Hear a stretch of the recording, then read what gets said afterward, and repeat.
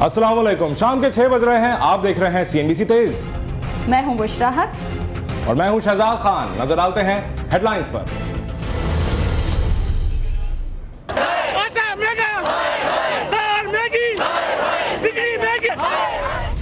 लाहौर में मुतालबात के हक में एपका मुलाजमीन ने की सेक्रेटेरिएट बिल्डिंग में तोड़ फोड़, तो पंजाब यूनिवर्सिटी के तलबा ने की VC ऑफिस में घुसने की कोशिश, सरतोड़।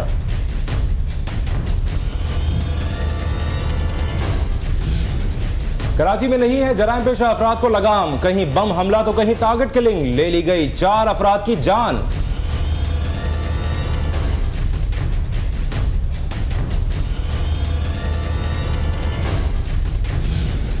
पाकिस्तान में हो रहे हैं इजलास पर इजलास, जबकि नेटो वाले लगाए बैठे हैं सप्लाई खुलने की आस।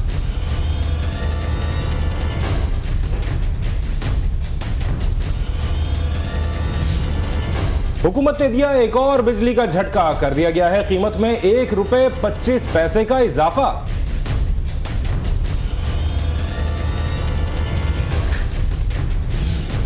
मियां नवाज शरीफ कहते हैं कि हुकूमत अवाम के लिए कुछ करके दिखाए या घर जाए।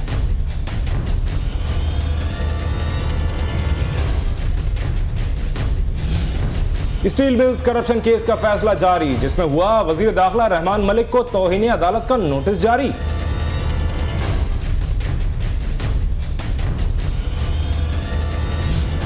सिंध में अगरचे चल रहे हैं इंटरमीडिएट के इम्तिहान, लेकिन अभी पता ना चल सका कि नकल से है रोकना किसका काम।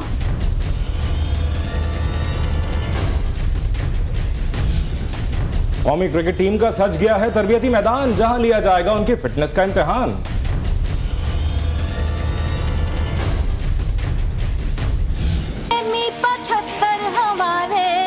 ले जा तू कर 77 इशारे, दिल मेरा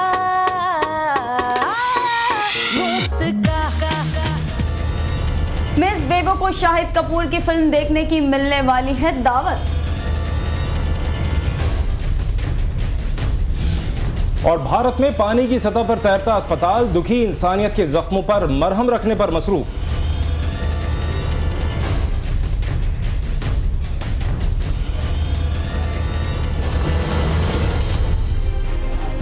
हेडलाइंस आपने मुलाहिजा फरमाई, बढ़ते हैं तफसीलात की जानिब। लाहौर में मुतालबात के हक में एपका मुलाजमीन ने की सेक्रेटेरिएट बिल्डिंग में तोड़ फोड़ और करते रहे मजीद अंदर दाखिल होने की कोशिशें, सरतोड़। महकमा समाजी बहबूद के मुलाजमीन की मुस्तकली और महकमा सेहत में इंजमाम के खिलाफ हुआ एहतजाज, जो गेट फलांकर दाखिल हो गए सेक्रेटेरिएट में और कर दी शुरू तोड़ फोड़।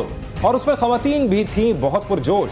पुलिस ने पहले लगाई उनकी पिटाई, फिर किए मुज़ाकरात, लेकिन वो आमादा न थे करने पर बात, इसीलिए किया फिर लाठी चार्ज और पकड़ लिया 100 मुजाहिरीन को, जिससे खत्म हुआ एहतजाज।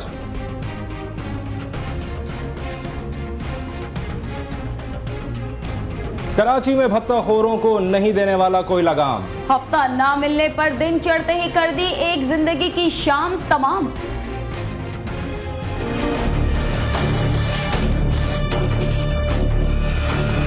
कराची के इलाके कायदाबाद में चल रहा था अल्लाह मालिक नामी होटल, जिसमें कुछ लोग कर रहे थे नाश्ता, कुछ पी रहे थे चाय, जबकि कुछ के हाथ में थी बोतल। इसी दौरान वहां से गुजरी एक मोटरसाइकिल, जिस पर सवार थे भत्ताखोर क्रिमिनल्स। उन्होंने फेंका दस्ती बम, जो फटा बीच होटल, जिसमें हुए जख्मी 7 अफराद, जिन्हें कर दिया गया फौरी तौर पर अस्पताल मुंतकिल। ताम वाजिद नामी शख्स जख्मों की ताब न लाते हुए बन गया लुक्मा अजल। धमाके के फौरी बाद पुलिस आई हरकत में और चाय वकुआ को लिया घेरे में। मुख्तलिफ इलाकों की गई नाकाबंदी और स्नैप चेकिंग शुरू कर दी गई। पुलिस का है दावा कि मुल्जमान को कर लिया जाएगा जल्द गिरफ्तार। ताहम इलाके में लोग हो गए हैं गरम गुफ्तार और एहतजाज करते हुए करा दी दुकानें बंद।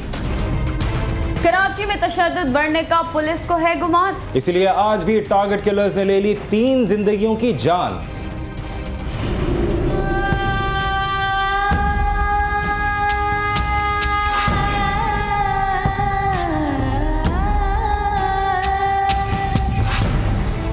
शहर में कत्ल व गारत गिरी थम न सकी।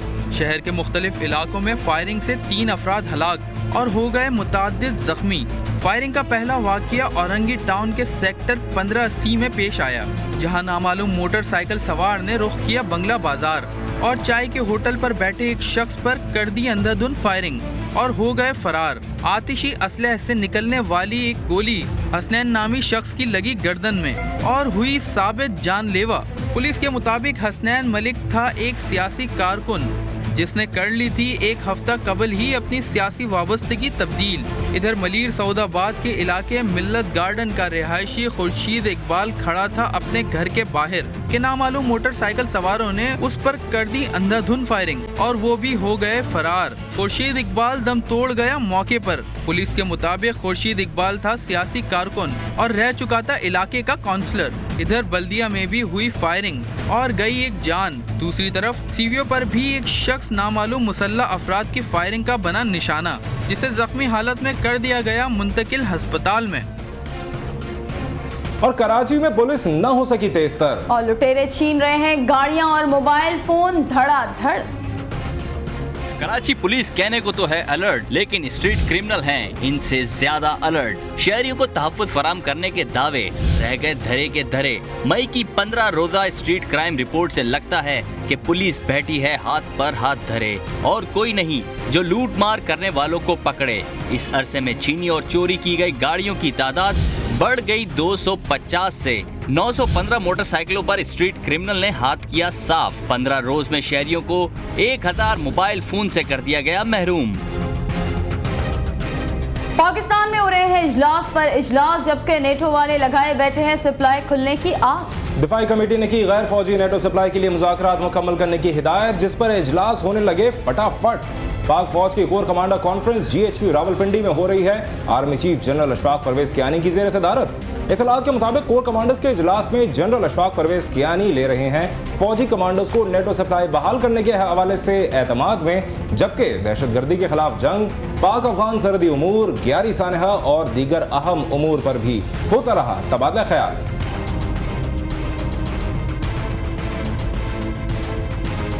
कौन न मर जाए सादगी पर। वज़ीर-ए-आज़म गिलानी का कहना है कि नेटो की रसद की बहाली के सिलसिले में पाकिस्तान अपने उसूली मौक़िफ़ से नहीं होगा दस्तबरदार। वाहरी सरकार। इस्लामाबाद में वफाकी काबीना के अहम इजलास से खिताब के दौरान कहना था वज़ीर-ए-आज़म गिलानी का कि पाकिस्तान के अमेरिका और नेटो से ताल्लुकात हैं नाजुक मोड़ पर और हुकूमत को इस वक्त लेना होंगे अहम फैसले, जिसमें रखना होगा हमें खित्ते में अपनी स्ट्रेटेजिक अहमियत और कौमी मफादात को मद्देनजर। ताहम वो कोई ऐसा फैसला भी नहीं करना चाहता जो सूदमंद साबित ना हो आगे चलकर।